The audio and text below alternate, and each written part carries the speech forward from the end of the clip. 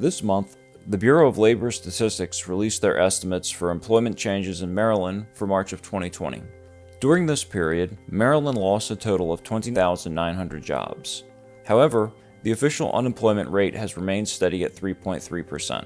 These numbers represent the beginning of job losses resulting from the coronavirus pandemic.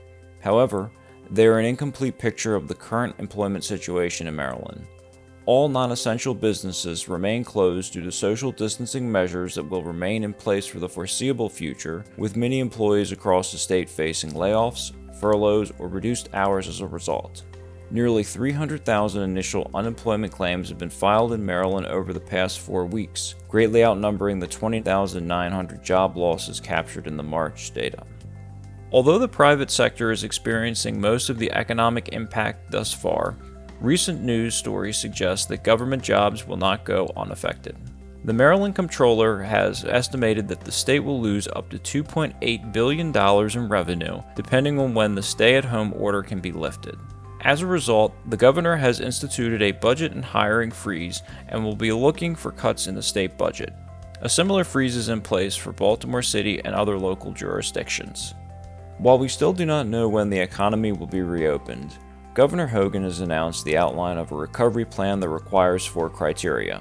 These criteria are increased testing for the disease, expanding hospital capacity to prepare for a surge in cases, a greater supply of personal protective equipment, and a contact tracing operation that can determine who has been exposed to known COVID-19 carriers.